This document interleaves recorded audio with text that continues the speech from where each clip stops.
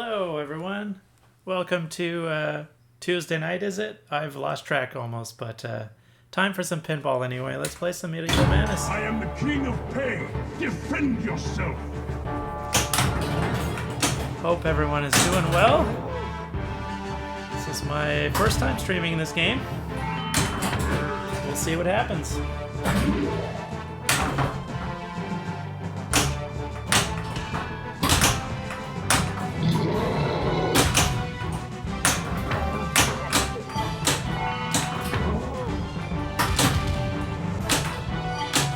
Try to get the lock. There's a few different strategies on Medieval Manus. You can bash the castle, certainly, to try to complete castles. They're worth a lot of points. However, the castle is roughly in the middle of the game, and that can lead to center drains, of course. So some of the other approaches you can take, you can get some locks for Castle Multiball. The lock lane is just to the left of the gate. You'll see the green inserts there. And you can also try to get the Mania multi-balls via completing lanes. See what we've got here. So now I've got a mystery reward that basically completed the game for me, which is great. And trolls.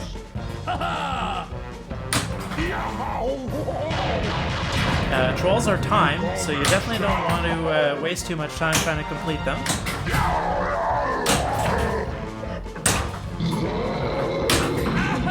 And the screen tells you how many hits are left on each. One more hit on the right one for completion of trolls. There you go. Nice. So now you'll see I have Troll Madness lit on the scoop shot, which is just to the right of the castle gate. If I hit the scoop at this point, I'm going to start Troll Madness. The idea, though, is you want to try to stack as many of the madnesses together. Sorry, I called them manias earlier. I'm sure in another game it's a mania, but in this game they're madnesses. The idea is you want to try to stack as many as them as possible, which makes the multi-balls more valuable, rather. Oof, almost got it there by accident, but I drained instead. I actually probably prefer the drain over doing that. Having a hot beverage here, some nice tea. Trying to do a more relaxed stream after what happened last week. If you weren't watching, I had an amazing night on Wednesday playing Jurassic Park. Just some really fun games. A lot of people on the chat. It was super fun.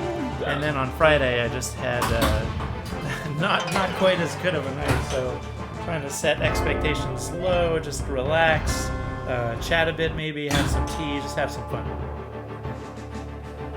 Beverage of choice for nighttime is mint tea, of course.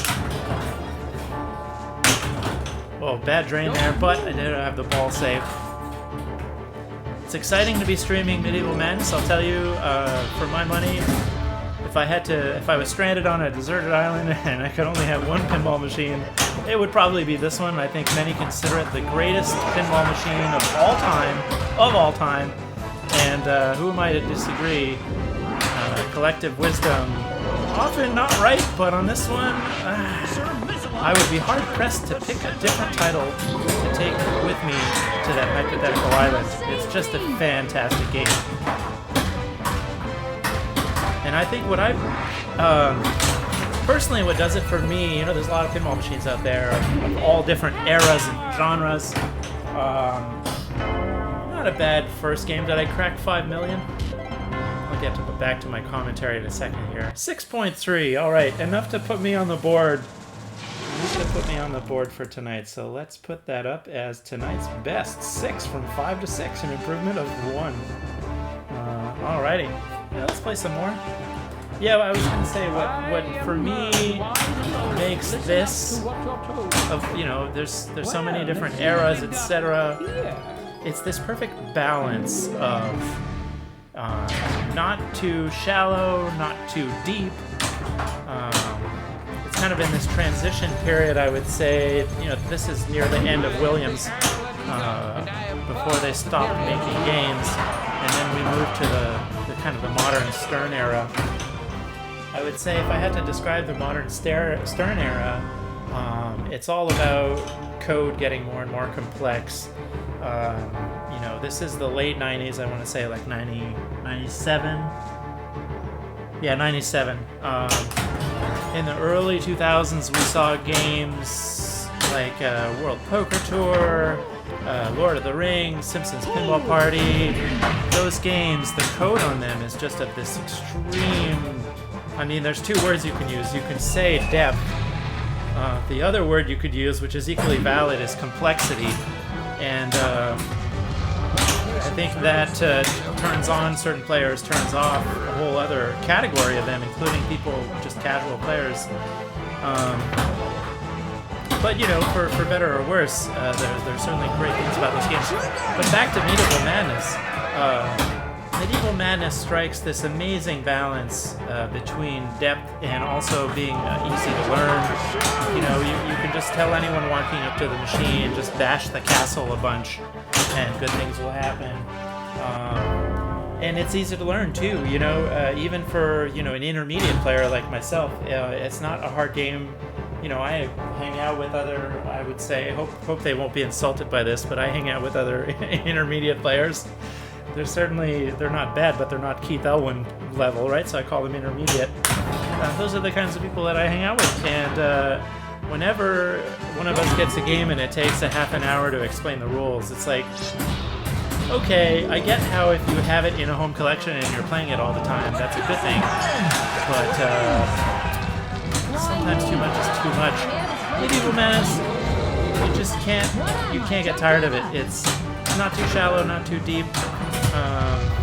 Easy to explain, but will keep you entertained for a long, long time if you have it in a home collection. It's an absolutely wonderful game. Here is a Castle Multiball.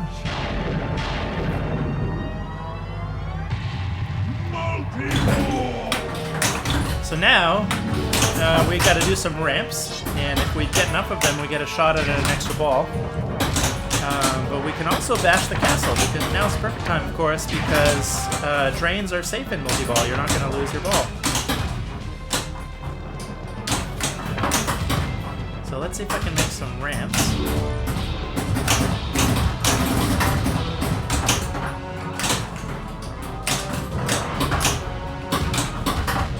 Ooh, bad drain there. All right, there's a ramp. See if I can cradle. Oh, no, another one gone. Alright, we'll do better next time, no worries. So that lock now, in order to get it again, now the second time around is slightly harder. Requires 2 shots on the lock shot. The first to enable the lock, and the second to actually lock the ball. So the first one's a little bit easy, second one a little bit harder.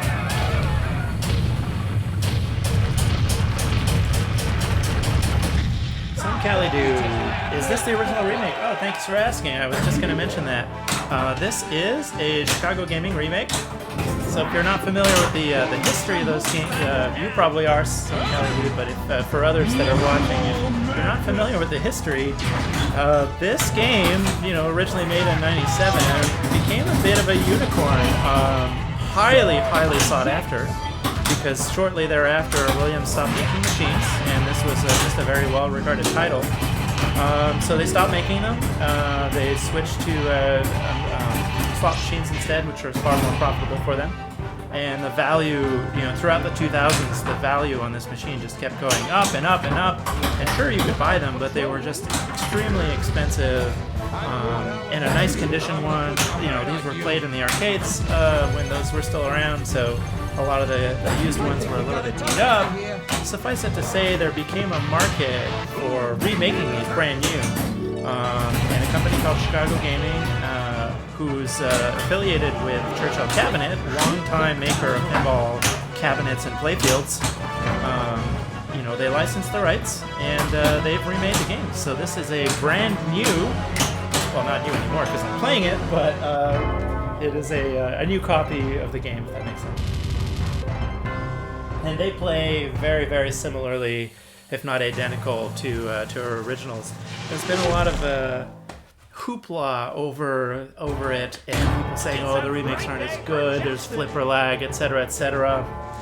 I personally don't buy it. I think that it's very easy to say that it doesn't play like an original because, let's face it, when's the last time you saw a new in-box, 1997 Medieval Madness? They just aren't out there anymore. All the ones that are out there have been played to death.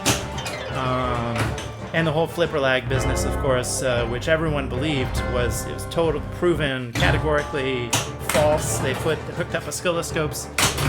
The idea was that there was a delay between pushing the flipper button and the flipper actually actuating compared to the original Williams games.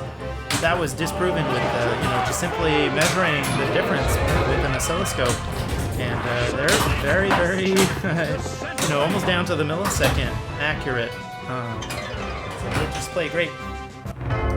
This is on my wish list. I want one with that XL screen. Yeah. This is an original run remake. So it's an LE from when they very, very first started making them. At the time, they did not have a big screen option. They then came out with Attack from Mars, which was their next title, and with that they introduced this option of the big screen. It took them a while, but finally now they're offering Medieval Madness with the big screen as well. It's cool.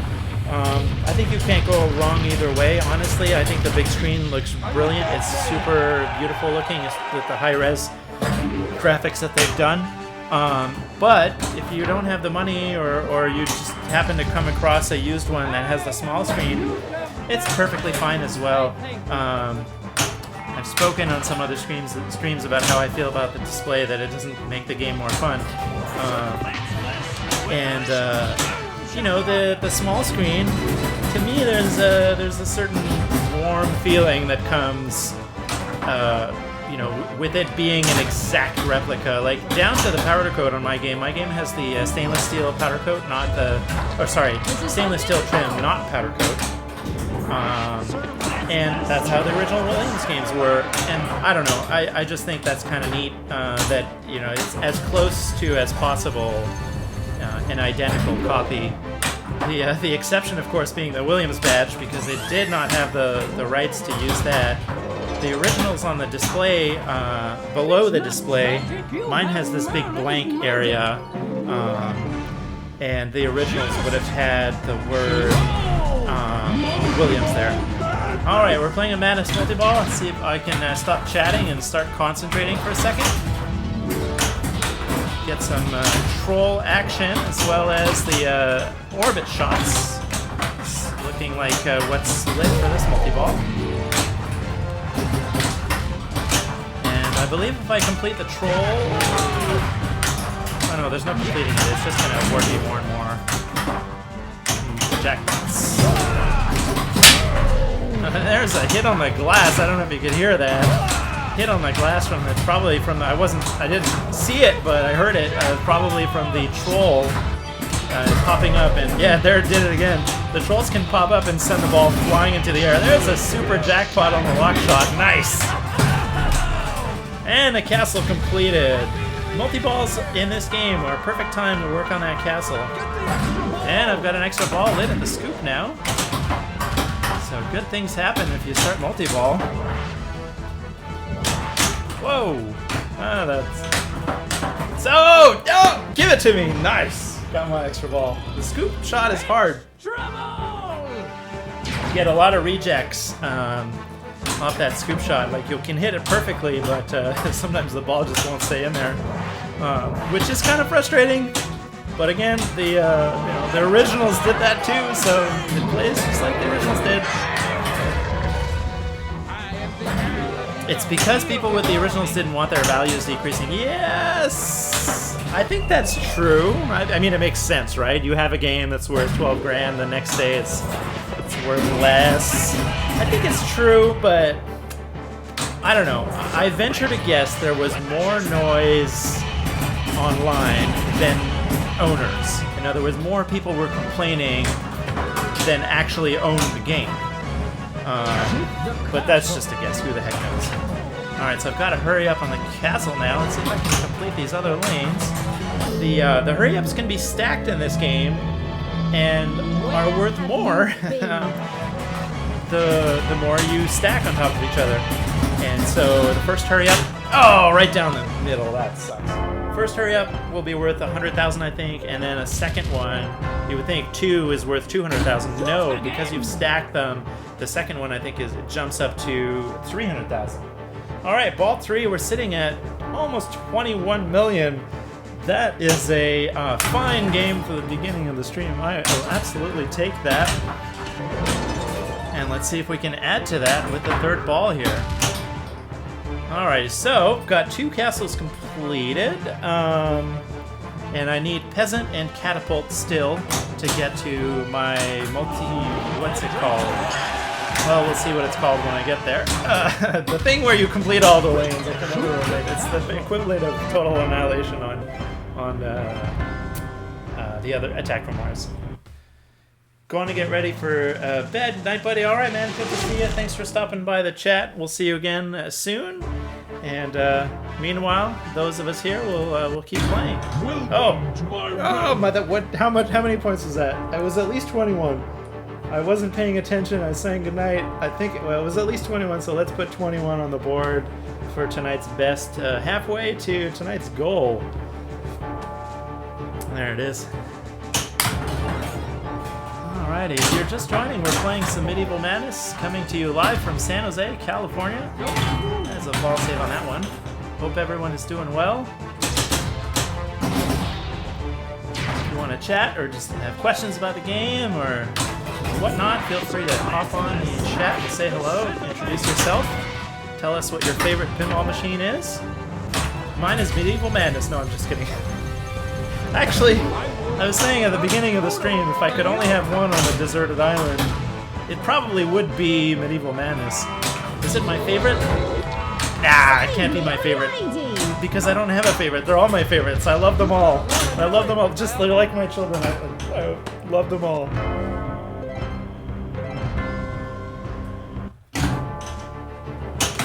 I love them all for different reasons. Medieval Madness has such a charm to it. It just oozes character. It's got, the game's got humor. It doesn't take itself seriously. It's just a tremendously fast, smooth layout. It's challenging. This game is hard. Like, it's fun to play multiplayer because the balls aren't that long. Depends how you set it up, of course. But my game plays pretty hard. I have my grand champion on this particular machine is 82. My best game on a Medieval Madness is around 100, if I remember correctly.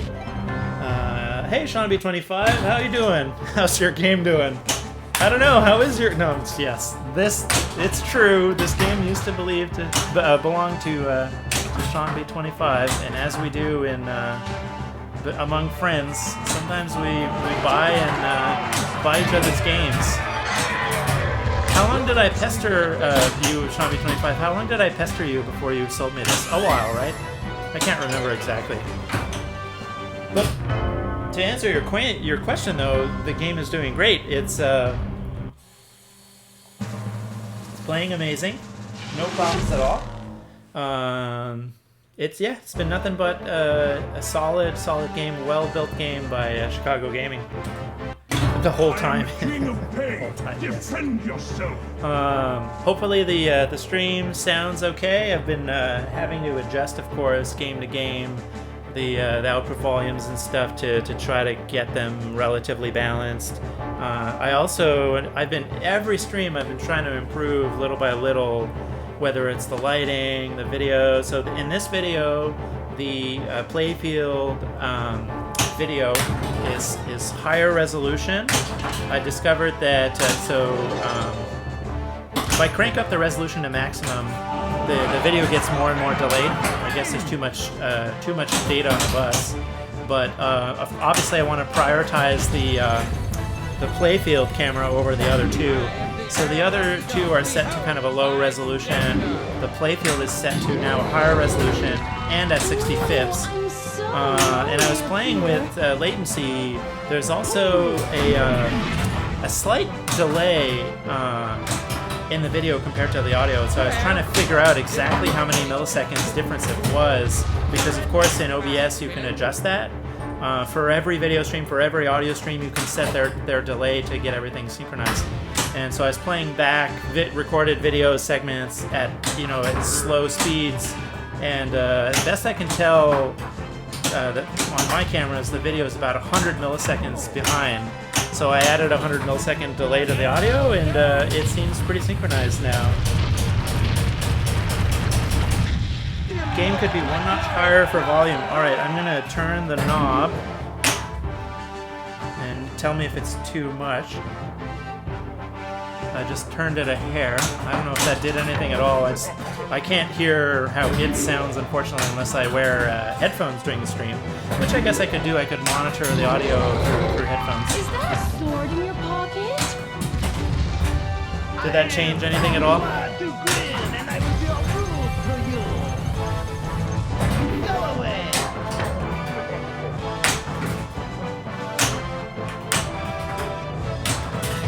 Alrighty.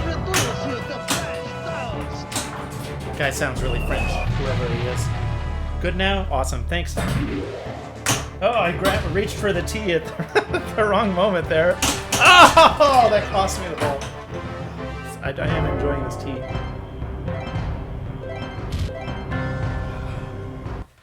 Alrighty, let's get serious now. Let's play for real.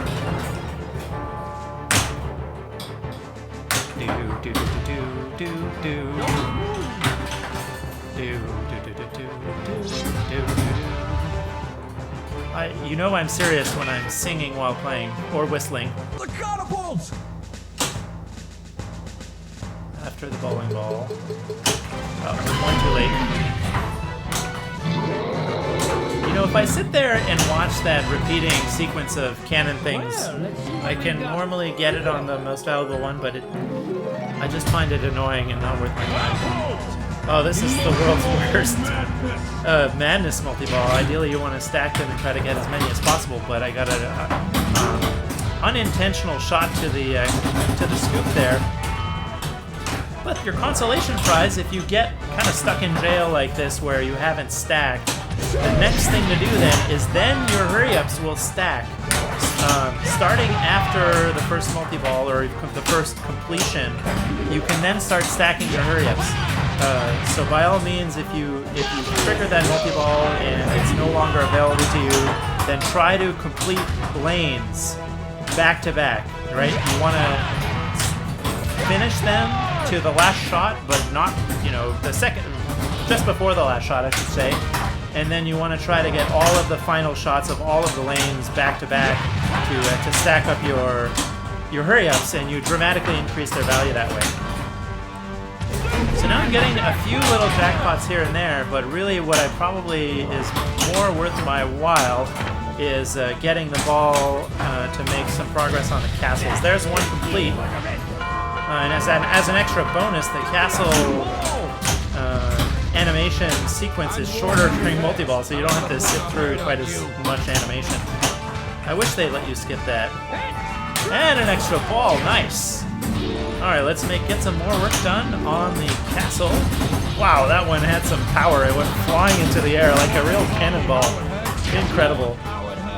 Theme integration on this game is second to none. I mean, I can't imagine how they could have done more with the castle and the moving, drawbridge and the gate and the moat, which is a jump shot. It's just so freaking cool. Thank you for selling me the game, Sean B25. I really enjoy it. Alrighty, so after the bowling ball. And I got the bowling ball. I think my game is not level because it's not, I've noticed since I moved it, the shot on the right ramp, which feeds the left ramp, I should say, feeds the wire form. The ball is often flying off the wire form. I think the plastic protector raises the angle a little bit of that ramp and is not helping too. If anyone has some tips on that, I would be I'd be all ears in terms of how to prevent the ball from flying off this wire form. We both got good games we love. Hey, it's Nonsenso from Concord or Berkeley or somewhere around there. How are you doing? Good to see you. Playing some Medieval Madness tonight. My trolls would stop you. Oh, I love the trolls. So good. and the music is perfect, and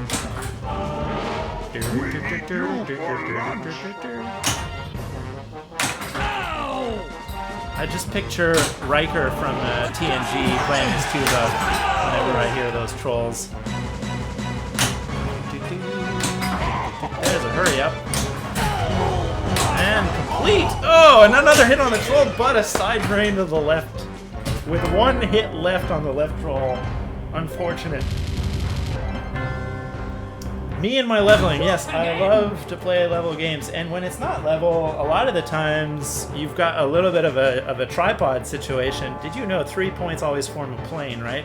4 points do not always form a plane. So, yeah, sometimes the game is just a little too wobbly if it's not set up right, and that I've got OCD about that sort of thing, and it really bothers me. My game's on carpet, which helps a little bit. It gives it a little bit of give.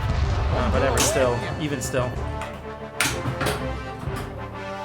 Oh, and a bad drain. Missed the ball save. Oh, just missed it. Just missed it. Replay at 37. I can get it. Hey, 24.9. This is enough for tonight's best, so we'll update that scoreboard after this ball.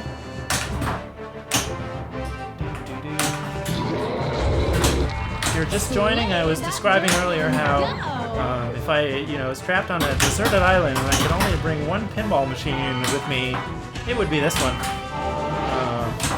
What would it be for you? Let us know in the chat. I'm curious to hear. I predict Sean B25's... Oh no, he already said. We talked about this another night. This would be Circus Voltaire. But now I'm playing my game. Alright, so, got some more lanes. No! Oh, what a save! Oh, and a tilt! That was going right for the middle. I don't regret moving the game at all. Although I did lose my bonus. I thought I had saved that, but the tilt ball Bob got me. Enough for 26 million, though. Let's put that on the board. 26. Yeah, that was fun, man. That was a good one. AFM, did you change your mind? You would take Attack from Mars to a deserted island, not Circus Voltaire. I think I'm with you. I would take, as much as I love Circus Voltaire, I think I would take Attack from Mars over Circus Voltaire, no doubt. All right, let's do a little bit of a different question. If you had to take a Stern, post 2000 Stern era game, which would it be? I think I know. I think you probably can guess which one it would be for me, based on my previous streams. But I'd like to know which one would it be for you. Alrighty, let's try to stack as many madnesses as you can. So the secret, the minute you hit that scoop, oh, and the wire form screwed me to the outlane. That was a catapult feed, which is supposed to return safely to the in lane, but it's pinball. You never know what's going to happen, and boom, to the out lane and drain. Mean machine, mean. Yeah, so I was saying, to get the most valuable Madness multi-ball possible, you want to complete as many lanes as you can, which is why I'm going left, right on the ramps here. You want to complete as many of those ramps without hitting the scoop. Whether by accident or not, the moment you hit the scoop, you're starting your Madness multi-ball, and it's too late to get more. The subsequent lane completions will just start a hurry up. They won't start another multi-ball. You only get one until you've completed all the lanes. The exception, of course, which just happened now, if you're paying attention, I got the ball into the scoop, but I had 0 lanes completed. So the game's not going to give you a multi-ball until you've completed at least 1 lane, which makes sense. Now I've just completed the Damsel, so as you just saw on the screen, Damsel multi-ball is lit. And those completed madnesses you will see are flashing inserts in the lane to the scoop. And I've only got 1 now, so minimal power madness. So now I want to do everything except the scoop.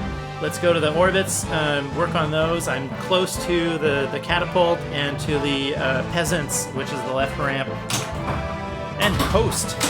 This game is quite post-heavy. If you're not a fan of post because they're, posts are mean. Oh, wow, that just blew by me. At ultra speed. Yeah, there's posts on both sides of both ramps, and posts can do bad things to you as a player. Star Trekker JP, Jurassic Park. Jurassic Park is a new Stern title from October-ish, which I streamed last week. Sean B25 also has one. What was I saying? There was a one madness multi-ball sad. Insert sad trumpet noise here. I hear you on Jurassic Park.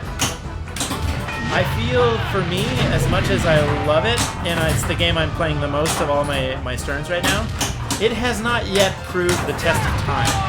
And that, you're stuck on an island, you're not coming back anytime soon. I'm not bringing a game unless it has proven the test of time. I think that's the main reason, actually, I would pick Metallica, because I love it, and, it's just an incredible game and has proven itself time and time again. Similarly, I could live with Tron, even though I don't own one. I think you would be pretty happy with that game too. Alright, there's a peasant completion.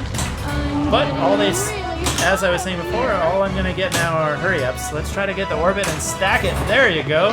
So there's 2 hurry-ups at least. And now I've got a 3 million... I said 300,000, I meant 3 million. Hurry up. Nice, got it. Should be close to 3 million there, 2.9 exactly. So yeah, once you've done that multi-ball, then the goal is just to stack them. I could have gone for the catapult one too, which was ready, but that's a tough shot, so I didn't want to risk it. I'd rather just cash out my 3 million and just be done with it.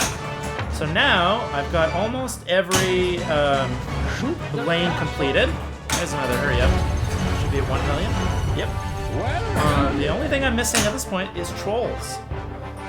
Trolls are started from the 2 stand-up targets to the left and right of the gate. Very dangerous because you're going for the middle. But, I mean, you need the trolls. It's either, sometimes there are other ways to get it, but, and down the middle. And that was ball 3. Haven't played it. How about all-time fave game regardless of era? I will always be partial to Taxi and Whirlwind. I don't know what it is about those games. They're so much simpler than modern games. Maybe that's part of the appeal, the simplicity to them.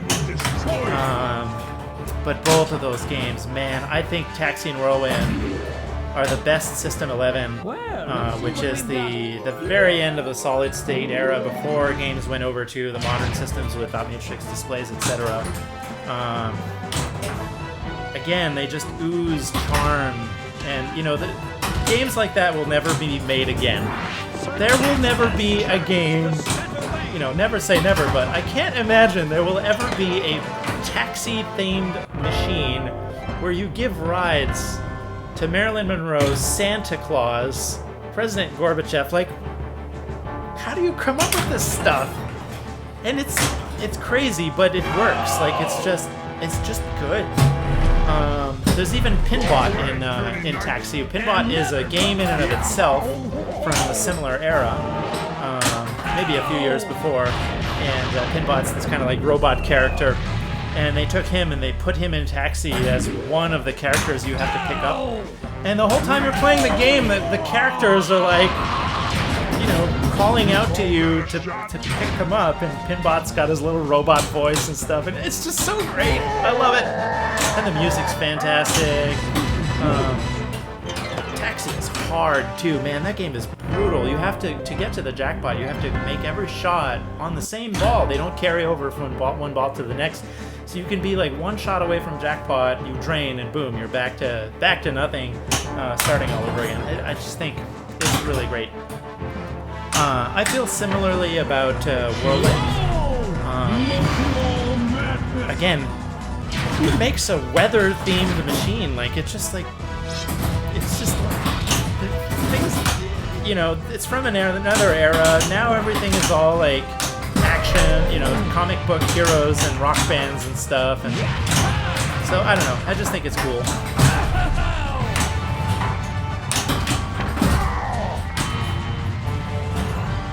I'm gonna try to stream Funhouse, which is absolutely a transition period game between those System 11s and these guys too, these more modern ones. It's got their modern, well, modern by the era WPCs. Whoa, there's another hit on the glass. Jeez, trying to get some trolls here. Yeah, Funhouse has got the WPC system, same as, you know, Twilight Zone and all those other games, but it does not have a dot matrix display. It's just before that with alphanumeric displays, and it's fantastic. And yeah, we'll have fun from the garage again when I have time to run the long Ethernet cable back there.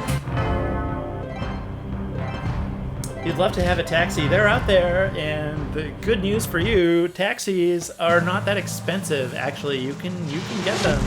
Obviously, in the last like 10 years, everything has doubled in value, etc. But just to give you an idea, I paid I paid $1,200 for my taxi. I have a great story about how I bought Taxi too. I used to go play pinball in Sunnyvale, California, at a place called Pizza Depot. And at the time, I was just getting back into pinball as an adult. I'd been playing mostly like video game pinball, Williams Pinball Arcade by Farsight on like PlayStation 2 and stuff like that. And like I was, you know, in the 90s, late 80s, I was a little kid. Like I didn't have money to go, and I wasn't going to arcades and stuff to play pinball. So I played a little bit, which made me want to get back into it as an adult. But I didn't know, like there was no internet then. I didn't know all the games like I do now. And so I really discovered the Williams Pinball back catalog, if you want to call it. I discovered it through video games, through, you know, recreations on games. And man, I remember like it was yesterday. Taxi was one of my favorites in the video game version too. I loved it.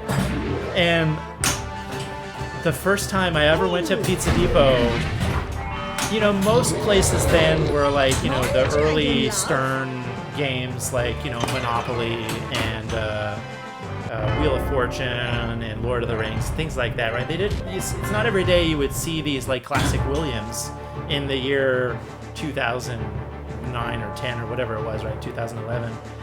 These Williams games are old at this point, so it's not every day you see them. I remember like it was yesterday, walking into Pizza Depot and seeing after playing it so much on the computer, seeing a real one. Like, wow, it's a real taxi! That's so cool! I can't believe they have one.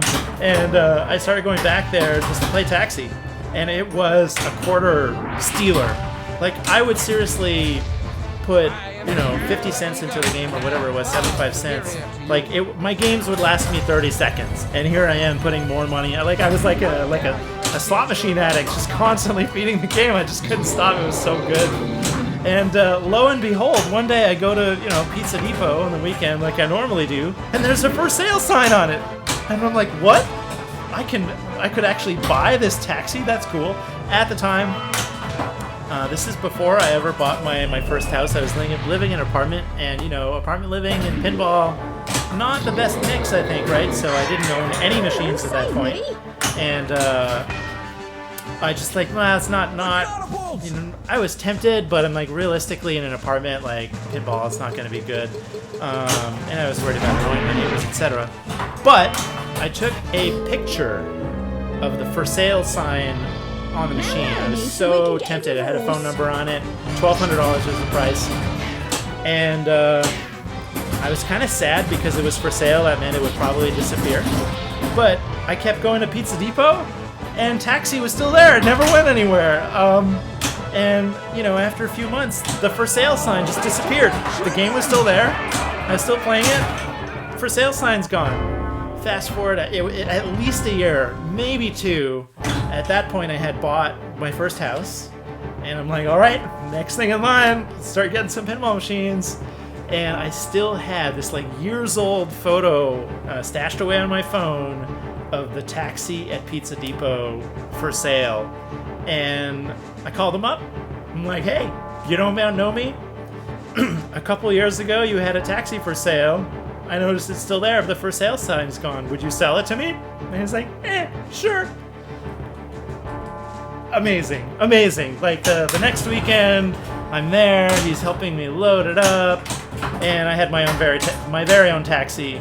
I think it was my second game after Star Trek Next Generation. Unbelievable! I was so happy, and the crazy thing is, it had the Pizza Depot smell. Like Pizza Depot had a particular order about it. Like it's this old pizza shop that had been there forever.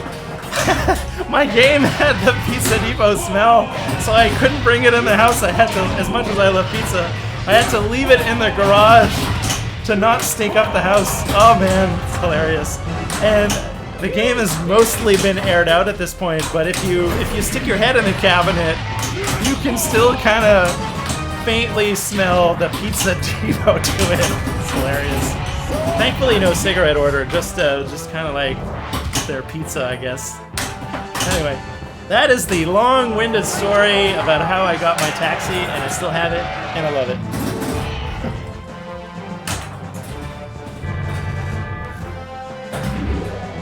Yeah, since then I've done some work to it. I've done a playfield swap, which you can see on my website, abpinball.com. I put a brand new playfield in it by Classic Playfields out of Halifax, Canada, and it makes the game look like new. All new plastics, all new ramps, all new lighting. Totally rejuvenated my old taxi. The cabinet's untouched, though. It's pretty much the same. Nice. So I've been telling this story, and meanwhile I'm still playing Medieval Madness. Totally not paying attention. 100% honest here. All the madnesses. Damsel, Peasant, Catapult, Joust. All 4 of them ready to go. And of course the shot rejects out of the scoop. So what's the moral of the story? Should I not pay attention when I'm playing and just tell stories instead? It's pretty funny. Let's see if I can make that.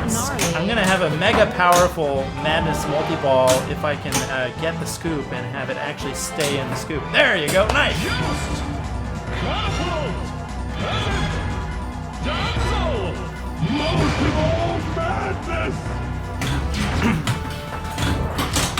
So you'll notice the pitch of his voice is higher depending on how excited he is, depending on how valuable the multi-ball is. If you only get one, he's like, madness. And then when you get all 4, he's like, Joust madness! He's just like me. I don't know if you noticed, but when I get excited, my voice goes up in pitch as well. And I'm often excited about pinball, so... Alright, almost everything is lit now for jackpots because I get... Oh no! Brutal! What a brutal... that was huge scoring opportunities squandered. Oh well, it's all good. Yeah, because basically the more of those madnesses you have completed to start the multi-ball, the more lanes are lit for jackpots. So almost everything in that was a jackpot. How am I doing? 17 million. Hey, not too bad. I've got trolls lit at the scoop. Let's try to do that, and then we can get to the final mania, or I don't remember what it's called when you complete all the lanes. Someone will tell me on the stream. I hope. What's it called when you complete all the shots and you've got the final super stressful thing that gives you an extra ball?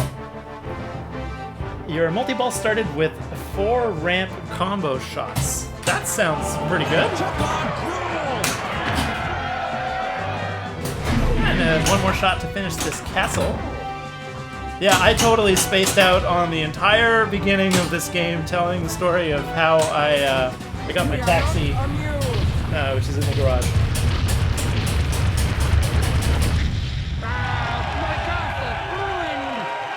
Nice, 4 million. Extra ball lit on the scoop now. scoop for extra ball and trolls. So no, to the out lane for the end of the game. Bummer. That was a good game though. What's my best tonight? 26. Oh, just shy of my best for the night. Royal Madness. Yes, thank you, SeanB25. That's the word I was looking for. Yeah, let's play some more. That was fun. Welcome. So I wonder if can it work again? Like if I tell another story about acquiring a different machine, can I do as well as I did? Give it back. Oh, scared me. Can I do as well? What's another fun pickup? Pickup truck. I once bought a pickup truck with a machine. That was fantastic. I did not have a vehicle capable of carrying a pinball machine, and so it's kind of a mess. Like in those days before I had a vehicle, you know, it's all about Craigslist and stuff showing up. Good deals showing up. You want to jump on it. Hey, that didn't register. That should have been a multi-ball. This game is so broken. SeanB25, it's all your fault. I live in the tower. Hey, that's Tina Fey. Get away from my castle, you Yeah, so games show up on Craigslist, and you have to jump there fast. If it's a really good deal, they will disappear, right? So you want to be there ASAP before someone else does, or before someone else calls them up and says, "Oh, I'll give you twice what they're gonna give you," etc. You just deal shows up on Craigslist, get a hold of them right away, and say, "I'll be there in 10 minutes," and just get there, right? That's how you get good deals for good prices. This happened with an Earthshaker, and I really wanted it. In those days, I was having to go rent a car or borrow it. SeanB25 would, he lent me a vehicle a few times. This game is defective. Come on. Oh, this is gonna tilt me. I know it. This is gonna be the end of my game. Ah! That's frustrating. I was in the middle of a good story too. The game rudely interrupted me. Alright, am I still centered? Roughly, yes. Alright, let's keep going. So this Earthshaker pops up, and it's a really good price. I can't remember what it was.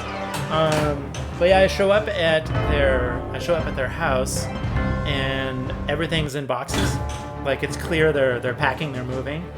And I asked them about it, and they say, "Yep, we're moving to Europe. Anything that is too big to come with us is for sale." And so they had one of those bumper pool tables and other random things in the game room, which none of that really interested me. They only had the one pinball machine, but they had a truck out front. And I'm like, "Whoa, everything that you can't bring is for sale. How about the truck?" And they're like, "Well, we're not moving for another half an hour." Oh, half an hour. I was thinking 30 in my head. It's funny how your brain works. "We're not moving for another 30 days. How did I go from 30 days to half an hour? Anyway, they said, "We're not moving for another 30 days, but if you're patient and you can take it on day 30, right before we go to the airport, we'll make you a really good price." Sure, I don't, I have another car, I don't need it. It's just, to have as a utility vehicle. I'll pick it, I'll write you a check and I'll pick it up the day that you leave for the airport if you want. If you want, I'll even give you a ride to the airport, I told him. And he made me a heck of a deal on the truck for that reason, because I was helping him out in that way, being flexible, etc. So I got a pinball machine and a truck, and that's my pinball carrying truck now, which is great. It has a cab on the back, which is really handy in the winter. Here we get a lot of rain in California. We're lucky that for a lot of people will look at me like I'm crazy. If you're not from California, you may not know this. We have a wet season and a dry season, and from April to October, there is no rain. Even in a normal year where it's not drought, there is no rain during those months. So you can be pretty safe carrying pinball machines in an open bed truck. But for the winter, we get a lot of rain, and so it's good to have something that's covered. And this truck had a camper shell on it, so perfect. Alrighty, let's get some trolls done. I've got a triple madness here. So it sort of worked. I mean, I didn't get 4 madnesses, but 3 is oh, and then just when I stopped telling the story, I drain out. Like, I was gonna say, like, 3 madnesses in my multi-ball is better than before I started telling stories. I was only getting like 1 or 2. So not bad. Diner, time for a playfield swap. I have a spare. You have a spare diner? I'm not quite sure what you mean there. My men will destroy you. Hi there, I have a question. Are those actual playfields hanging on the wall? Well, yes, they are. In fact, I can give you a little bit of a closer look. Rotating the camera. I should actually look at my video feed while I'm doing this, probably. But yeah, so this is a Star Trek Next Generation, which I used to own but sold. I was going to restore it.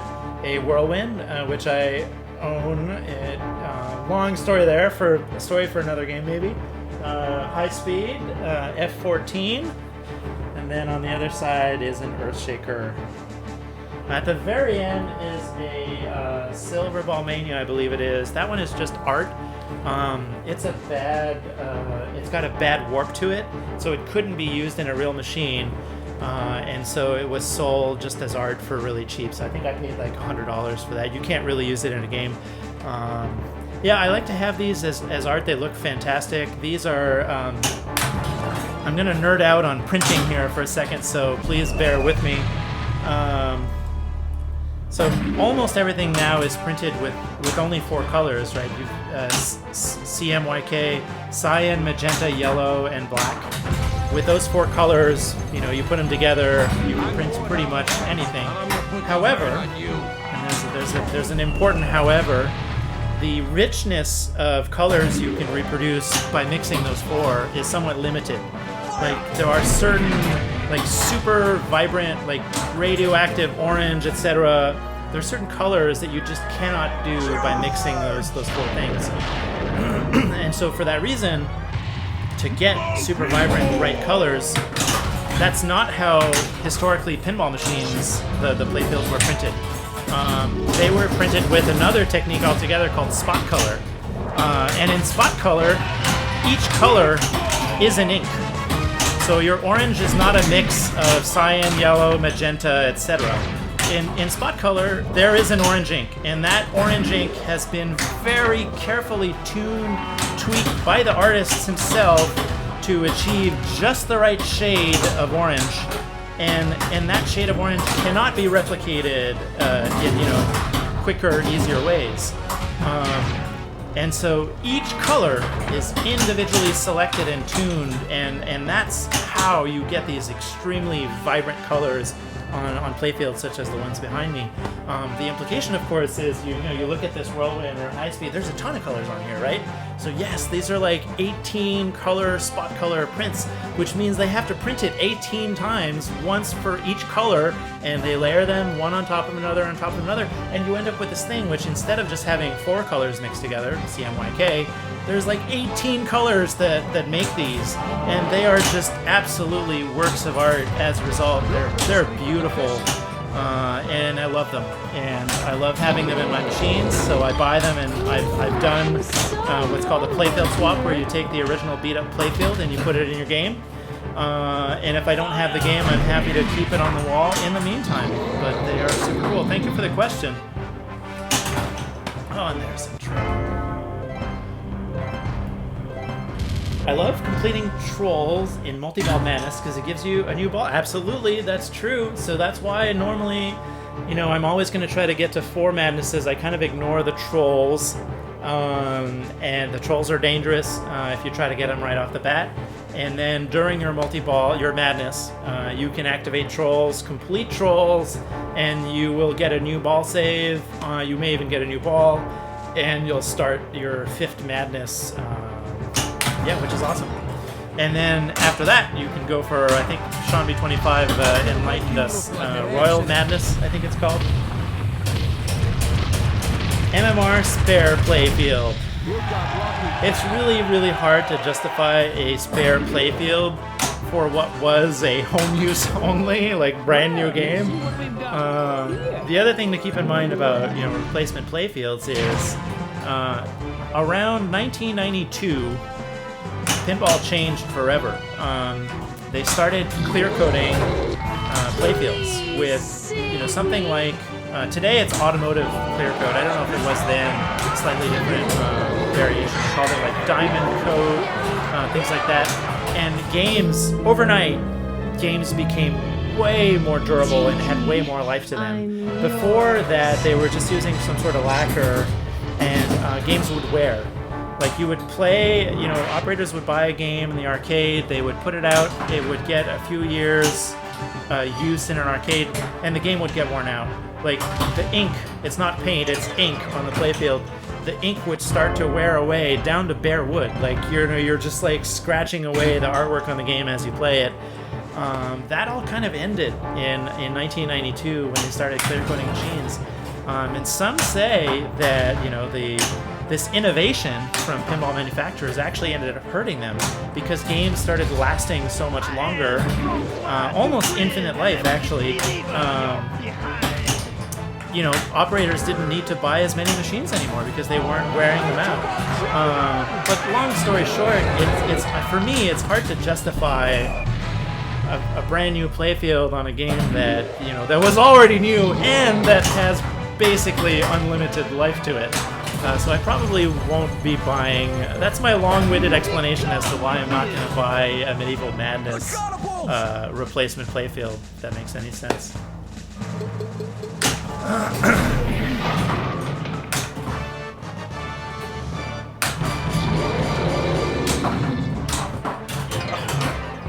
I'm out of tea. I'm thirsty. There are two modes in this game that I never see anyone play for, the video mode and Barnyard Multiball. Geez, what is the video mode in this game? I can't even think of it. I am Merlin, wise and old. Listen up to what we're doing. Yeah, so I was talking about my truck that I bought with a pinball machine, which has a camper shell.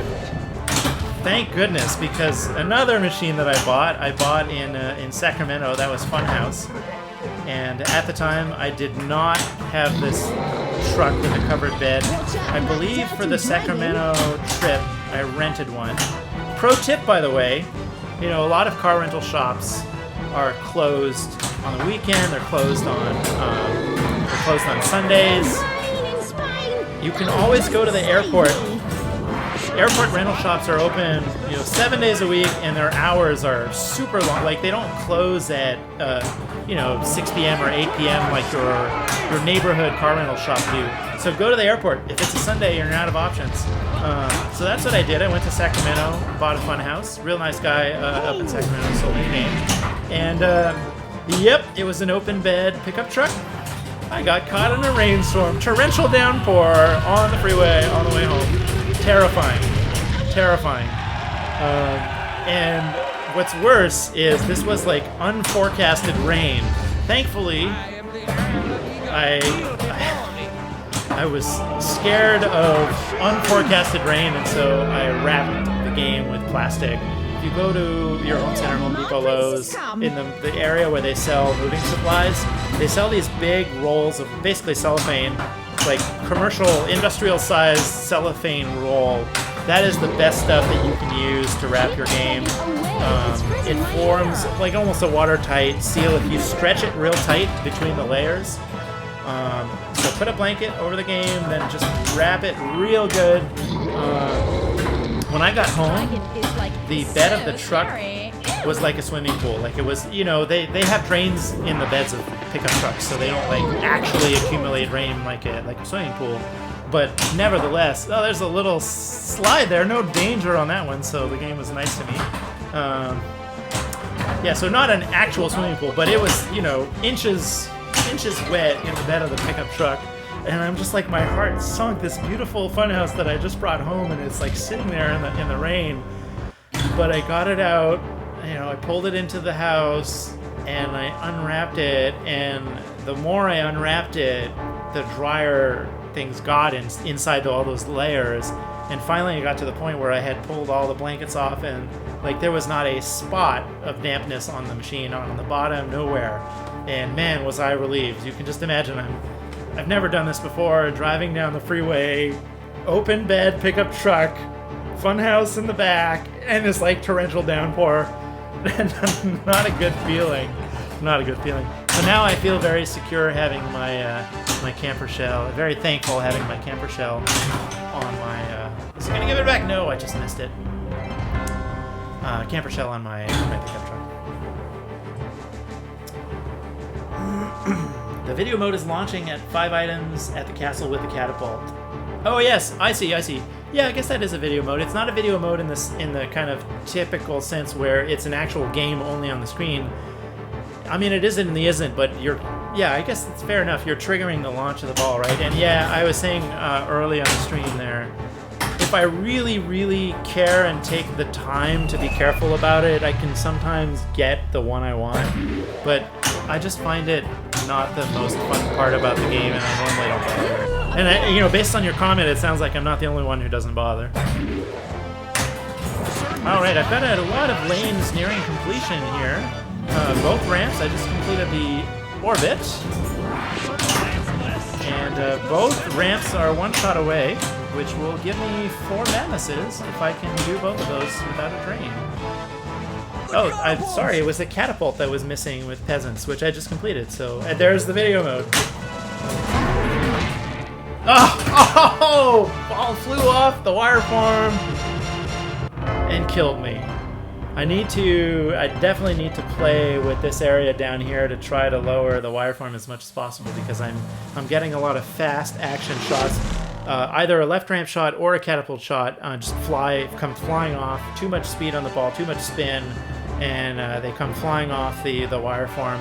In this case, it really cost me because that's normally supposed to be a safe return.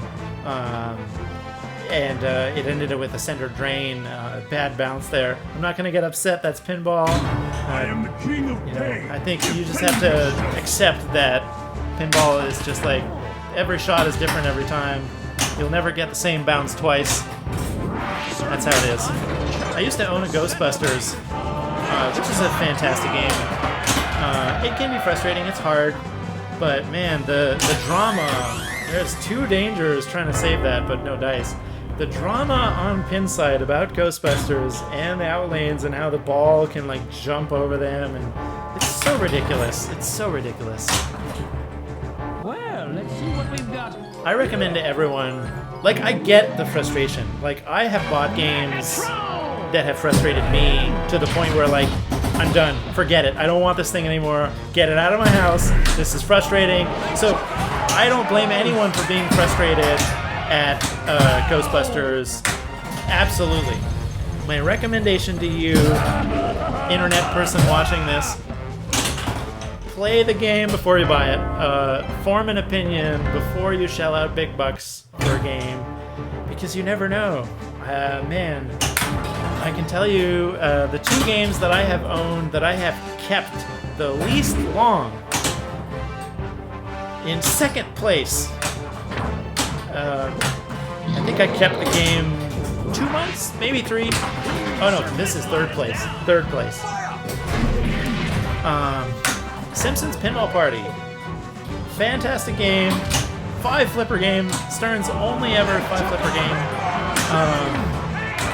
I played that game so much at a different pizza shop. Also in Sunnyvale though. Tasty Subs and Pizza. Which is still around, but they don't have pinball anymore. Shame on them.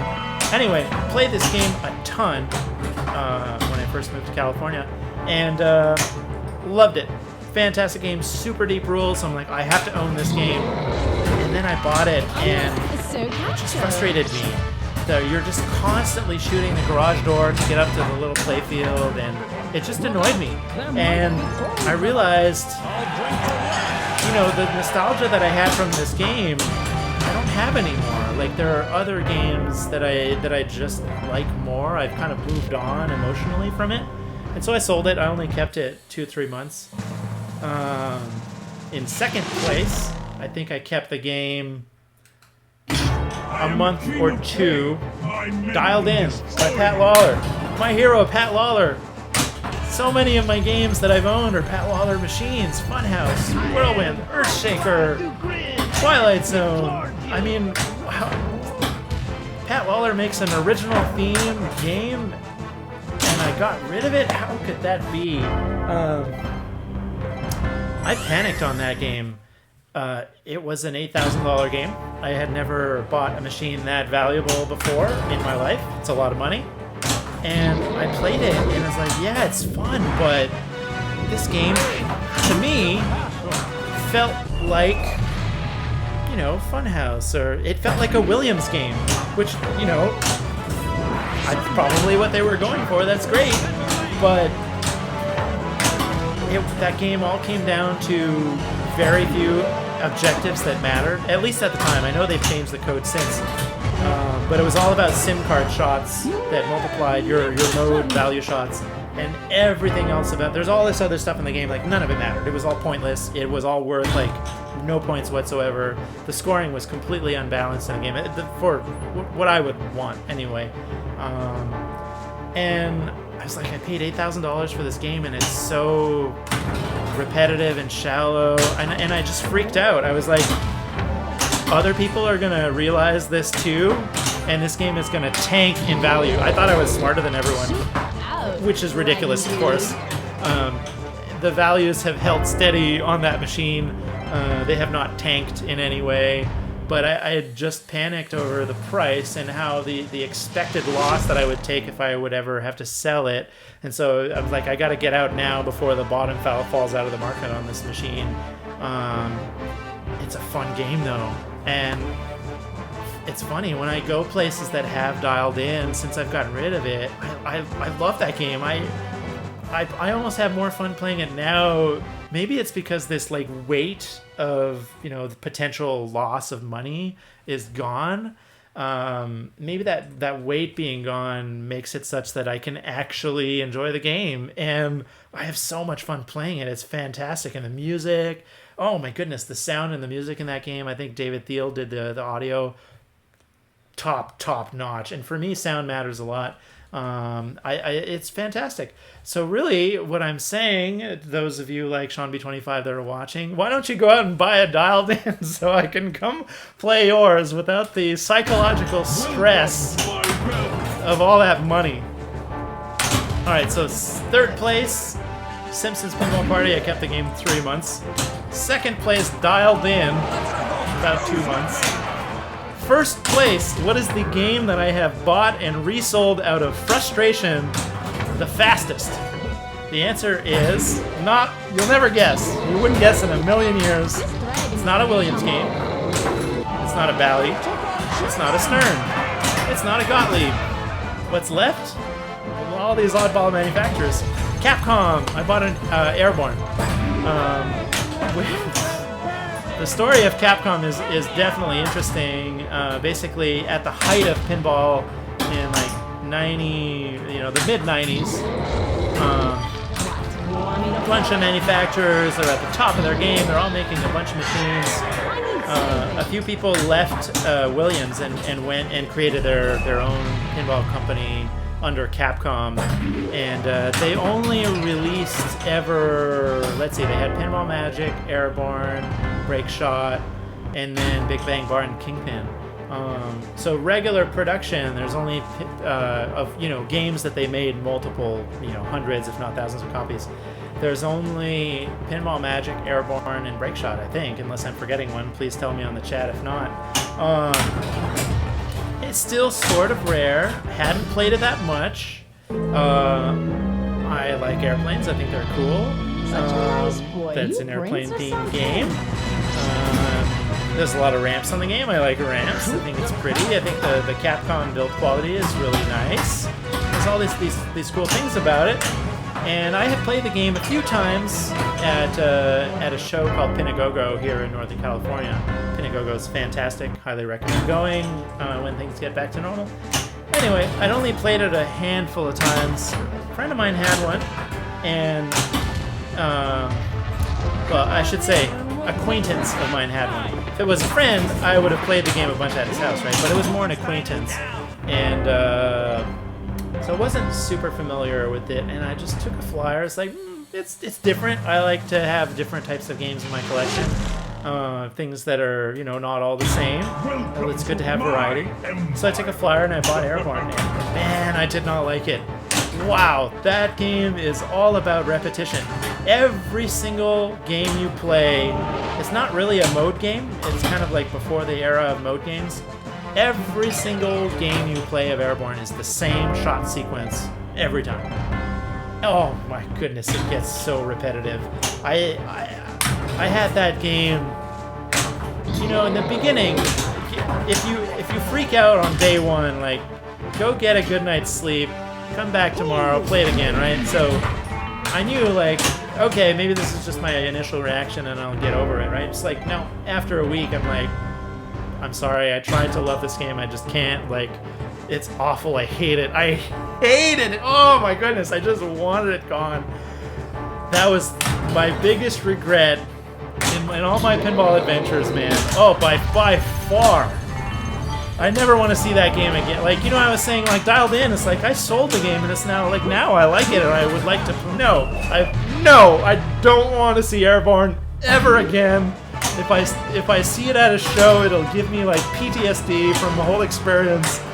Man, that game could not leave fast enough. That's how much I hated it. That's how much I hated it. Wow.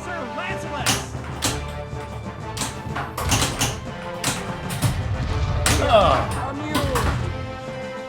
Now let's get back to Medieval Madness, which again, I have not been paying attention to, as I've been telling you. It's been story time tonight instead of pinball time, I'm afraid. I should change the, I guess I should change the category to just chatting. That would be more honest than pinball, wouldn't it be? But it's all good, we're having fun. It's a casual night.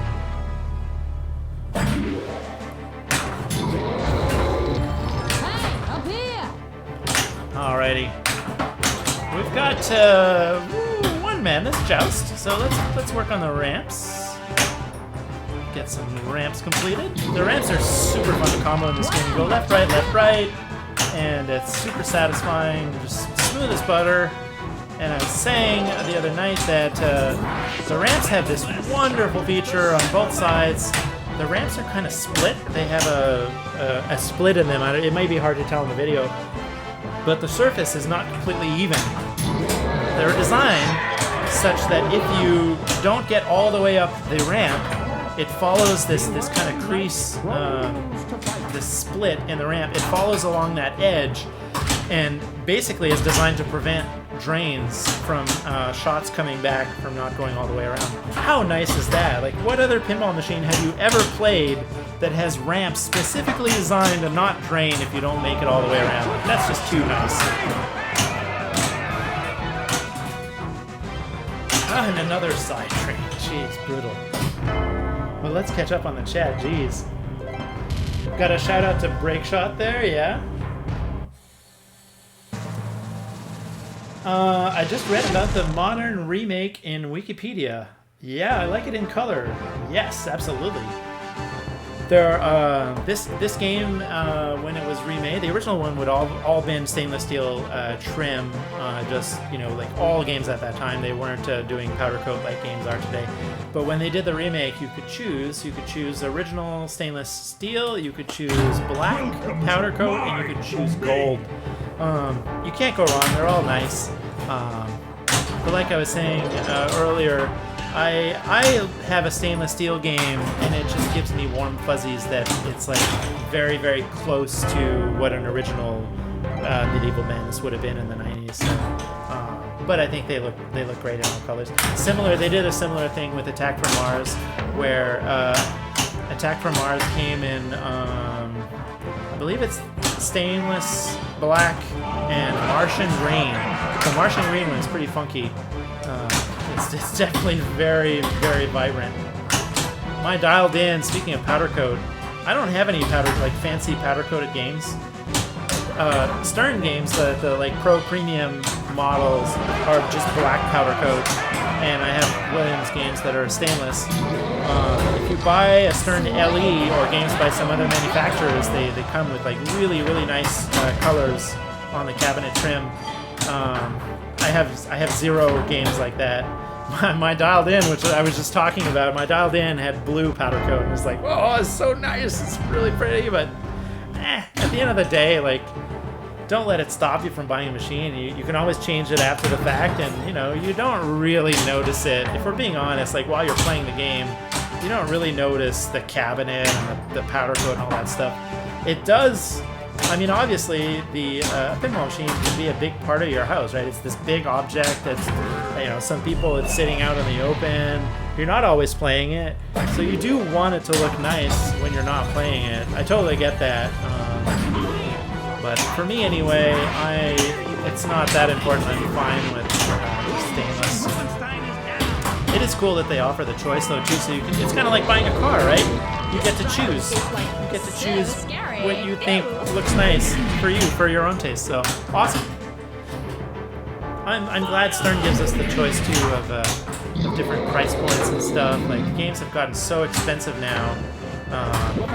It's really nice that they offer games at different price points. Let's see what we've got here.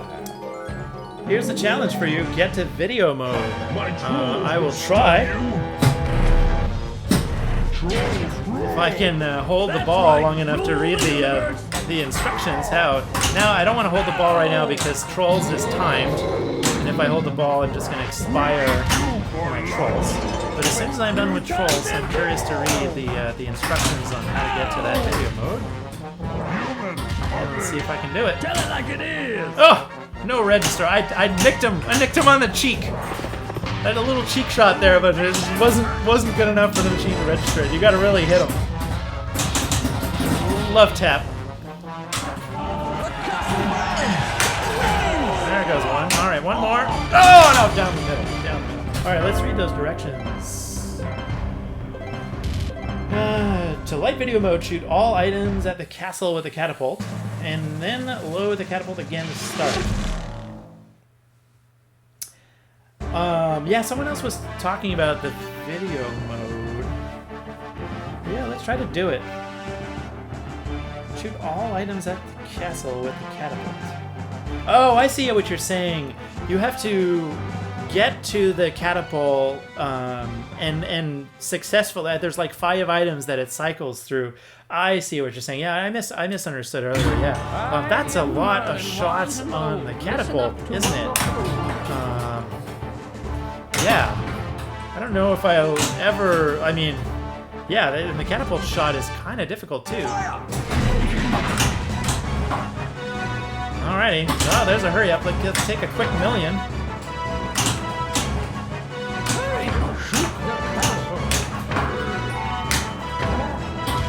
I'll tell you, if you've never streamed pinball, or I'm sure otherwise, you only have like half a brain.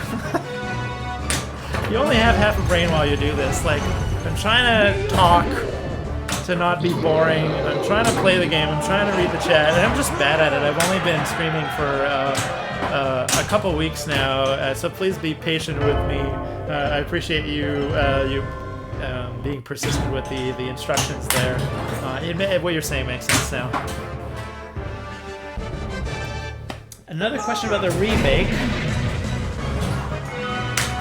Did they keep the sound as is? Oh, I'm a bloody princess. I'm trying to read. Or they're changing the enhancements. The sound is exactly as the original. Now, if you really want to know, like the audiophile answer is, of course, it's not the same because the whole system is different, which is true. The CPU used by the game, like the original Medieval Madness. So why don't I do? I'm gonna turn the camera real quick. I'm gonna go back to. Let's go back to this view so I can actually see what I'm showing you. So if I turn the camera around to the pinball room and I show you, So this area above the display is called a backglass or translight. That whole thing on the original is completely chock full of electronics, the entire thing. On this, if I were to open it up, I won't do it because I can't squeeze it between the machines. You've got a teeny tiny circuit board, like the size of a pack of cards, basically. And so, yes, while the sounds in the game are all original, they didn't remake the music or anything. The reality is it's a different system. It's running probably an emulator. We don't really know, but it's probably an emulator. The sound amplifier that powers the speakers themselves are all different than an original. So the audiophile answer is maybe not sound exactly the same, but for all that it matters, it's the same. All those differences are just like inconsequential in every way. Like it sounds like a Medieval Madness. I think another way to put it, if you had both side by side, an original and a remake, I am willing to bet anyone $1 that 99 people out of 100 could not hear the difference. Because most people their ears are not that sensitive. Again, a long-winded answer, but...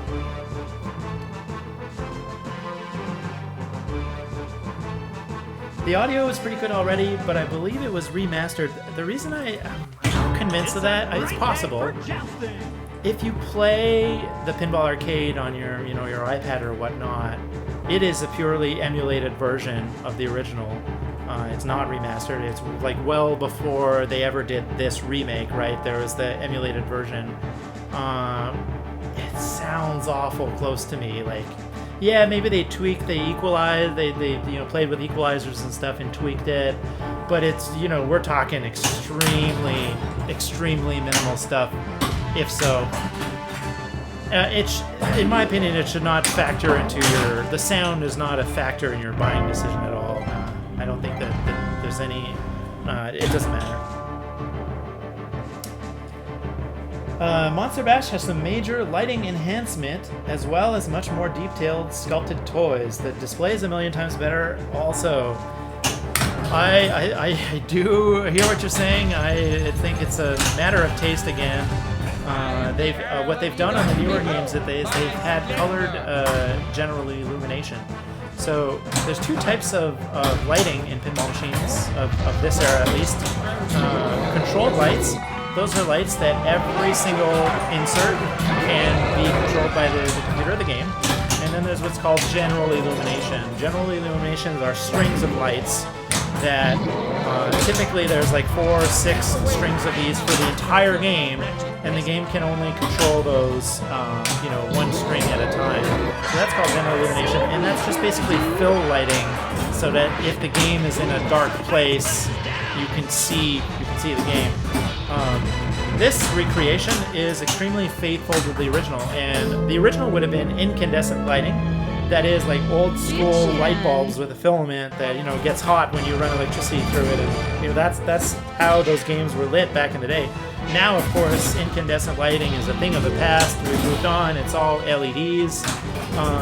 On this game, they chose LEDs that, as close to as possible, mimic the look, the kind of yellow color to an incandescent bulb, which is exactly how I want it personally.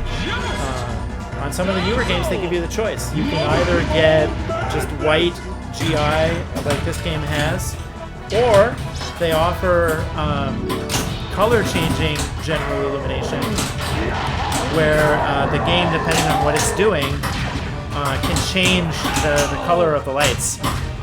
And it's really cool because they're synchronized to the modes. Like when you battle the creature from the Black Lagoon, who's lurking under there, the lighting can turn like green and stuff. And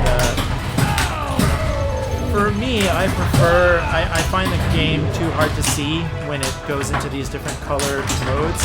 It kind of washes out the artwork, and it makes the game harder to see. So I don't like it. But the brilliant thing is, again, just like Stern, they give you choice. you can either, you know, pay for the upgraded color lighting or not.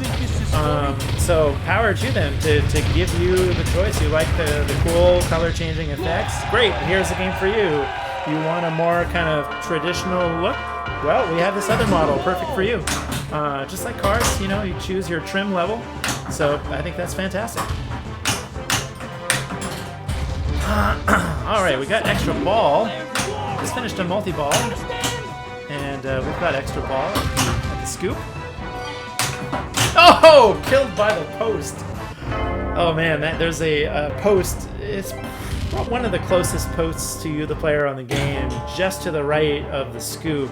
And man, you hit that post and bam! It's like it fires it right back at you. I just got killed there in no time. Oh, another shot to extra ball does not stay in the scoop. This game has kind of a known, I don't know if you want to call it a flaw, but yeah, a lot of the times you try to hit the scoop and the ball just will not stay in there. There it is. Got it that time. Extra ball! Tina Fey is the female voice. Yes, absolutely. The story I've heard is this is from before she was a well-known TV star. Tina Fey was in a comedy troupe in Chicago, and that's where they got some of the voice talent. Matt Williams, that's where they got some of the voice talent for their games. And so the damsel is voiced by Tina Fey. All right, bye Nonsenso. Glad you could make it. We'll see you again sometime. Stay safe. Hope you're doing well, sheltered in place, and hopefully we can we can all get through this and go back to normal. But thanks for joining. Have a good night. All right, so let's get the joust. Joust is already completed. So I need catapult and I need peasant. Maybe I'll go post pass and try to complete that. Ah, nice! Got my peasant. So now I just need catapult There might be gold to get to my Royal Madness, which we haven't seen tonight, so it'd be cool to do a Royal Madness. Let's see if I can complete that. Oof. But I don't have to worry about it coming back because this game is so nicely designed that it feeds the flipper instead of the center drain when you don't get all the way around the wrap. How nice of them. Well, let's see what we've got here. How long have I owned this pin? Jeez, I'm trying to think now. I keep a spreadsheet of all my kind of buys and sells. Hey, extra ball, nice. I probably owned this game about 2 years, I would guess. Not that long. And it used to belong to Sean B25. I don't know if he's still on the chat. He may have gone to bed for the night. Uh-oh, no! Get off that troll or it's just gonna time out! Oh! So that was dumb. I should have just, like, not touched it. I didn't want my trolls to expire, but the ball was stuck on the back of the trolls there. Yeah, the game used to belong to a friend of mine who was on the chat earlier.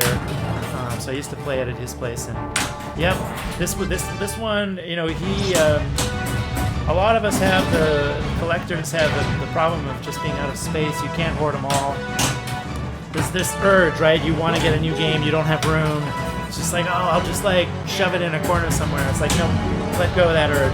Just let them go. You know, sell your games. It'll be okay. If you really want one, you can get another one later. I restored Space Shuttle. It was my first big restoration. I figured about 400 hours on it. Completely redid the game, sanded down the cabinet to bare wood, repainted it, playfield swap, everything. I had a really nice Space Shuttle, and for the longest time I thought, like, I put so much time and effort in that game. How could I sell this? How could I sell this? I sold it. I sold it maybe a year ago because, you know, I've been holding on to it all this time. I wasn't playing it anymore. Why hang on to a game you're not playing? That's dumb. So, yeah, that's my advice. If you're out of space, you want to buy something, don't hoard a machine. So that, and you know, it's relevant to the question.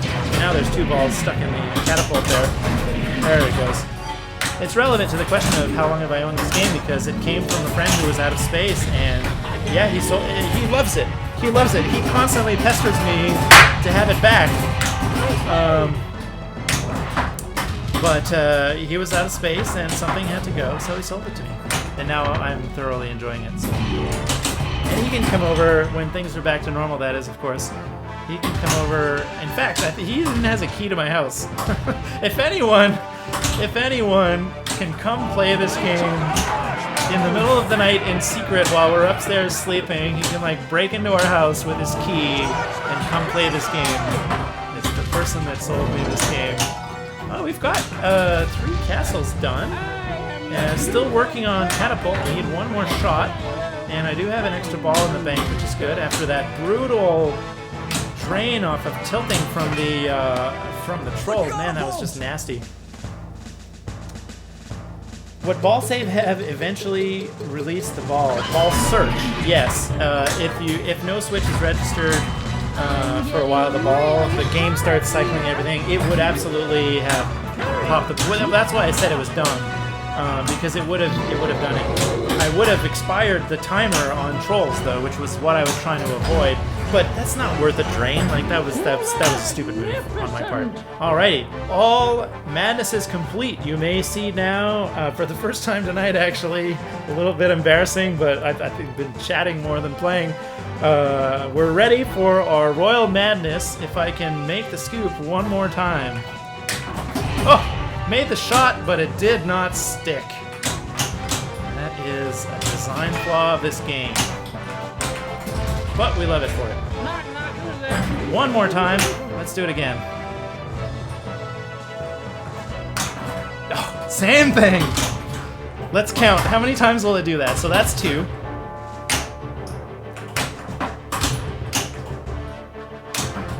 Oh, center drain. Have the extra ball. All is not lost. Thinking of this game for my next pin. I highly recommend it. I highly recommend it. They don't call it one of the greatest games ever made for nothing. But play it first. I'm sure you have. It's a well-known game. If you've played it and you love it, I think you can't go wrong. And this game will always be loved. One of the nice things about this game is, all right, so that's 2. Let me concentrate here, and then I'll go back to talking. Oh, brutal. Drain with all 5 lit. 46 though. 46. So that beats, I just failed on getting my Royal Madness, but the silver lining is it's just on that game. That's the best for tonight. I beat my goal for tonight at 41, so not too bad. What was I saying? Yes, one of the nice things about buying this particular title is you don't have to worry about resale, in my opinion anyway. Everything I'm saying tonight, of course, is just my opinion for what it's worth, but this is such a well-loved game. Everyone loves Medieval Madness. It's very easy to sell. If you buy it, you decide it's not for me, you play it so much, you get tired of it, etc. It's the easiest game in the world to resell. You may have a friend or someone like... Odds are you may not even need to list this on Craigslist or Pinside. You can just, like in your circle of friends, find someone who wants it. And so for that reason, for me, it was a no-brainer when my friend was selling it. Like, of course I'll take it because I know I'll enjoy it while I have it. I don't know if I'll keep it forever, but I'll enjoy it while I have it, and it's an easy game to resell later. So I am the king of pain. Alrighty, let's play one more game. It is it's getting late here in San Jose, so not really, I'm just tired. So we're gonna play one more game off of that fresh 46 million. Now I'm very motivated to get to a Royal Madness, so I'm going to do my best to complete all the lanes and at least play one Royal Madness before we go for tonight. So working on all 4 lanes plus the Trolls pop-ups. Great score, congrats on the goal. Thank you, that's great, I'm very happy. Thanks for the rental info. Yes, it's kind of a way of looking at it. You put on all this money on a pinball machine, but you're really just renting it if you look at it this way, and you know, maybe the value of the machine goes down a little bit, and then when you sell it, you know, you've lost a few $100, hopefully not more than that. That's your rental cost, and it's probably way less than the per month charge to actually rent a machine. That's been a thing now since coronavirus. There's a lot of operators that their games are sitting, so they're renting them out. At the prices that I've seen anyway, yeah, you can probably just buy a game and resell it for less than the marketplace. And it depends highly on the title, right? If it's a new Stern, expect there's so many new games coming out now. If it's a new Stern that you're buying, I think you can expect a little bit. It's less predictable. Time has not proven the game yet. You don't know what's going to happen to the market. Like some games, like now Black Knight Sword of Rage, Monsters, are like completely tanking in value. Other games, maybe not quite as much. So it's harder to predict. But with a time-tested game like Medieval Madness, you don't have to worry too much. If you buy it used, you can probably sell it at the same price you paid for it, and then your rental is free. Alrighty, so 2 of 5 Madnesses collected, and we'll do a multi-ball in the meantime and just dash the castle. You can work on the ramps to try to get an extra ball in Castle Multi-Ball. I believe it's 5 jackpots to then light the super jackpot, which then lights the extra ball. But another approach, if you don't think you're going to make it, is to just work on the castle instead, since doing that during regular play is kind of dangerous.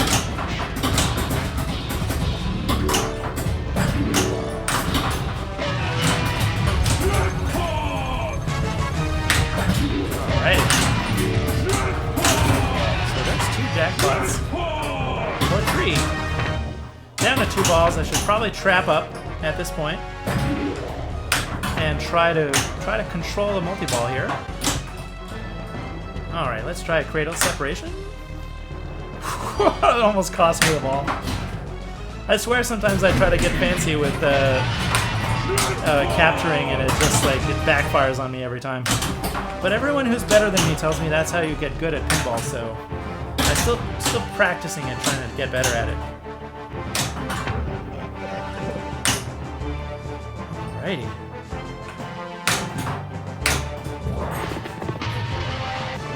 Okay, we've got our joust victory. Now I need peasants and trolls. Oh, there's a couple hits on trolls. Trolls is a little dangerous too, because you have to make those stand-ups near the middle to start trolls. Train down the middle there. Still 2 away. I think this is ball 3. And 11 million. Last ball of the night, unless I get an extra ball. I might not be crazy to start my multi-ball now to at least cash in on points stored from progress made on the Madnesses, instead of just trying to go for broke and go all the way to 5 all at once. So let me see if I can complete Peasants first, and 1 more shot on Peasants, and then I'll have a 4-way Madness multi-ball, which ain't bad. There you go. 4-way Madness. Oh! Made the scoop shot 3rd time now, at least since I started counting. Okay, that one registered. See what we've got here. Give me trolls. Yes! So now I can complete trolls during the multi-ball, and then have my Royal Madness ready to go when the multi-ball is over. That it's looking good, folks. I've got a good shot at it here.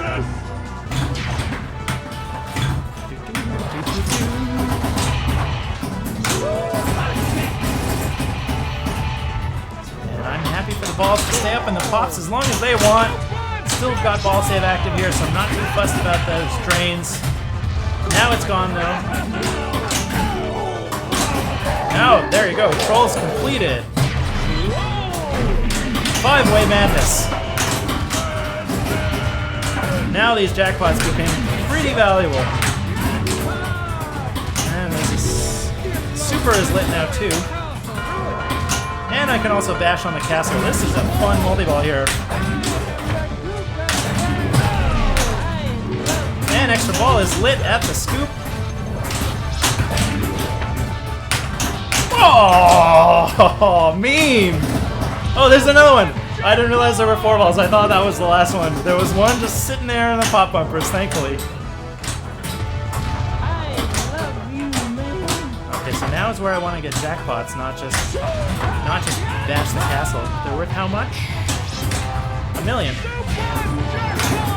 Yes! Just keep cashing those in! One after another. Left, right, left, right.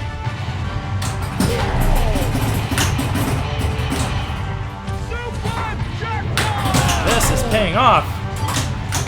Nice. Well, that was a nice multi-ball there. Jeez. And that sound means I passed 37. 18 million on that multi-ball. I must have passed 37. Nice. I'm at 46.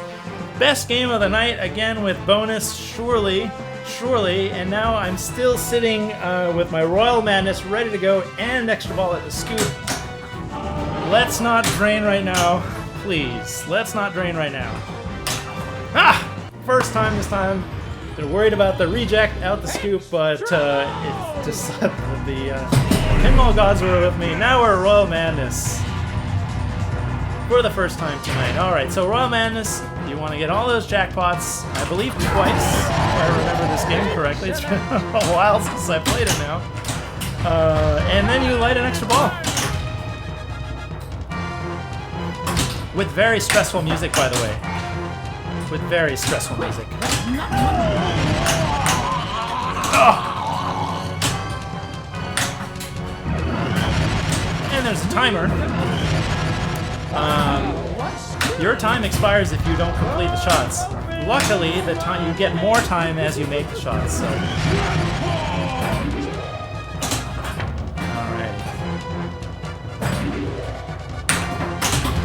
I'm not telling stories now, folks. Sorry. I was telling stories when you joined. This is serious now. No!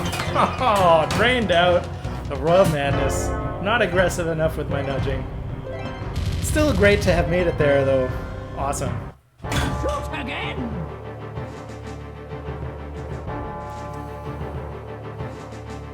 First time seeing her stream, it was those playfields that first attracted attention. Then I noticed the color display. Yes, that's featured on the remake by Chicago Gaming. It has a beautiful color display. But what really set your stream apart is your extensive pinball knowledge and active instruction with chat. Enjoyable to watch. Thank you so much. That is all because I spend way too much time, way more than I would like to admit, on Pinside, which is a pinball website for nerds like me. Pinside is all of it. There's wealth of information, technical information, historical information. It is a fantastic resource. However, it's also full of drama where pinball nerds pick apart games and complain about the smallest, most insignificant detail, and it can be really frustrating at times. So that's what Pinside is. Still, pinball is a hobby of mine that I care deeply about, and in these difficult times when you can't turn on the news without hearing about coronavirus, etc., what better escape than to play pinball? That's actually why I started streaming. I've been doing this for 2 weeks now, and I started because before this we would do pinball nights with friends. Those pinball nights, for now at least, are not happening. And so I'm like, well, how can I get some social interaction, the same way as before? It's different, but it's been super fun. I've really been enjoying it.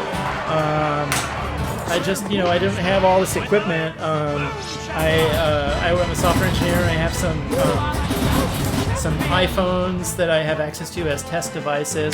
That's what my cameras are. They're just iPhones. So you don't need all these expensive video cameras and HDMI capture devices, all of which cost many hundreds of dollars. Granted, iPhones aren't cheap either, of course. I know that, but use what you have, right? One of the phones that's doing video right now is my normal main phone. and I don't need it while I'm streaming, so it's recording pinball for me. So use what you have. I highly recommend streaming to anyone and everyone if you love pinball, if you have a machine, because guess what? There's no sports on TV. There's nothing else right now, so we might as well all play pinball. That's a 64 million point game, so time to update tonight's bests one last time. That's going to do it for me tonight. Let's go over here and do thanks for watching. I really appreciate it. Hope you can join me again for some more pinball. I rotate through different games once a week, and so for the rest of the week we're going to be playing Medieval Madness. I'm streaming for sure Friday night. Twice a week, kind of those are the guaranteed nights on my stream, and other nights as time permits, you may see me pop in there, here and there. This is my pinball room. I've got a few other machines in here that I stream, and so the older games are in the garage. You may see an unscheduled appearance of Funhouse in the future. My Funhouse, I think I love it dearly. It's been restored. It has a new playfield on it, and it has all original incandescent lighting, and it has this rich, just glowed. Like when I play Funhouse, you will be able to see the richness of that incandescent goodness, like on my face, literally shining on my face as I play. That's going to be a lot of fun too. Maybe this weekend, if not the weekend after, but stay tuned on the stream to find out. Let's take a few questions if there's any before I go. Are flippers opto or leaf switches? You know what? That's a good question. Both styles are possible. We can open up the coin door and I can hopefully answer that question. The playfield is in the way. I can't see that. I thought I would be able to stick my head in there and just like see what the switch is. The playfield is in the way, so I can't. You'd have to raise the playfield to be able to answer that question. So it's a good question. I know the WPC games are opto, so I would imagine they've done the same here. Newer Stern games are leaf switches, so both are possible. I don't know what they did for the remake. If someone else knows on the chat, by all means. How much do playfields on your wall usually go for? They're great looking. They're expensive, unfortunately.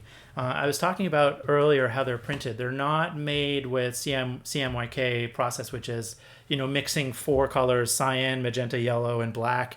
That's how most printing is done these days. These games are done in a completely different way where each color is its individual ink, and some of these playfields that you see on the wall have up to like 18 colors for the playfield. So they're very expensive to make, but that's what makes them so pretty. They go new, these remanufactured ones. 10 years ago they were going for like $500-600. Now there's been inflation and the costs have gone up, so they're closer to $700-800. They're not cheap, but they can transform your game and take an old beat up game where the ink has been worn to the wood and make it new. So you can go to my website abpinball.com. I walk you through what it's like to take a playfield out of a machine. It's a lot of work. It's many hours. There's a lot of stuff on top of the playfield. There's even more stuff underneath the playfield, and underneath you've got all these mechanisms, which are solenoids, coils of wire with a metal rod going through them. Some of those solenoids the position has to be just right for everything to line up and work, and the mechanisms to work correctly. So you really want to take your time, especially for the solenoids. If a light is slightly mispositioned, you can just bend the metal bracket. It's no big deal. Like, it's not going to make any difference at all. So with lights and things like that, just by all means, you don't have to be super precise. But for solenoids, if I had to give you one piece of advice, is be very careful with the alignment of things like solenoids, where they have to be just right. Well, the real tip is don't drill holes through the top of the playfield. Like when you're on the bottom, you're screwing all these brackets in there.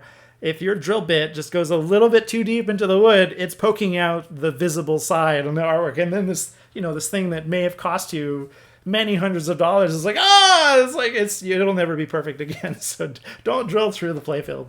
That's some other advice. I am also on Pinside only about a month ago. Is your Pinsider name also a Pinball? No, it's not. I did that for kind of privacy reasons. I have a different name on there. Cradle separations need to be quicker, release and push of the button. Start really quick and make small adjustments. You're in no hurry. That's good to know. I don't have that much experience doing it, but I'll take all the advice I can get and practice it some more.